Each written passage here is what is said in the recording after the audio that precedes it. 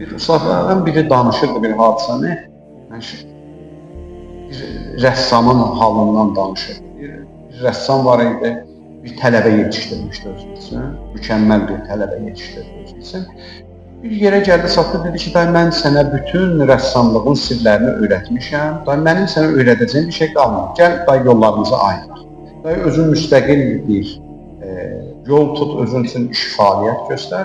Bir həmin tələbə rəssam gəldi, müəllimindən ayrılandan sonra bir dənə vaxt ayırdı, bir gözəl bir portret, bir sənət əsəri ərsəyə gətirdi. Ondan sonra gətirdi, onu qoydu, məsələn, meydanların birində və yanında da bir lövhə yazdı qoydu, bir yazı yazdı qoydu. Bir də qələm qoydu.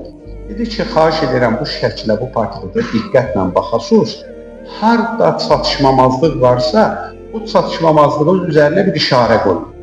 Arası nöqsanlıdır, xoşunuza gəlmirsə, oraya bir işarə qoyun. Bir müddət keçdi, gəldi, baxdı, gördü ki, o portretindən əsər əlamət qalmıyor. Bütün üstü cızmaqaradır da, hər gələn bir şeyinə bir üstəgəl qoyub ora bir ki, yəni burası xoşuma gəlmədi, burası nöqsanlıdır və portretdən əsər qalmıyor, bütün cızmaqaradır. Bu götürdü portreti, çox pərişan halda gəldi öz ustadının yanına. Dedi, ustad, mənə şəkil çəkini öyrətmişsən, amma bu şeylərdən mən baş çıxara bilmədim. Mən çox böyük bir əsər ortaya gətirmişəm. Bunu qoydum meydanda, bax, bu da bunun indiki halı. Ustad baxdı, gördü ki, oradan portretlər çox vəziyyəti pisdir. Dedi, bu portretin eynisini çəkə bilərsən. Dedi, çəkərəm ustad. Dedi, çək, çək.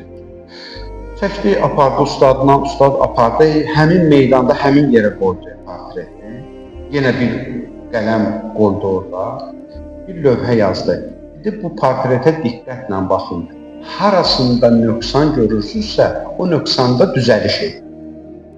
Düzəldin o nöqsanı. Demədi, oraya işarə qoyun. Dedi, o nöqsanın düzəldin. Bir həftə keçdi üstündən, gəldilər, baxdılar, gördülər ki, portret necə var qalır? İnsanlar gəlir, baxır ki, ustadı tələbəsinə ikinci həyat dərsini verdi. Dedi ki, oğlum, bax, insanlar irad bildirməyə pərgərdir, amma nöqsan düzəltməyək.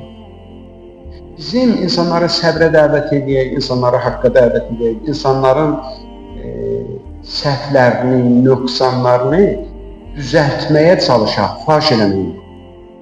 Abır aparmağa yox. Sağ deyir ki, məsələn, bu cür işlər var, bu cür işlər var. Bunu düzəldək də, əzizlər. O zaman biz islahatçı olacaq. O zaman.